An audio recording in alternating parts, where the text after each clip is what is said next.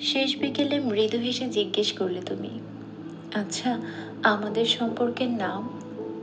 আমি বললাম, আমাদের সম্পর্কের নাম সমুদ্র। প্রশ্নের উত্তর শুনে তুমি একাকার হয়ে গেলে একগাল হাসিতে।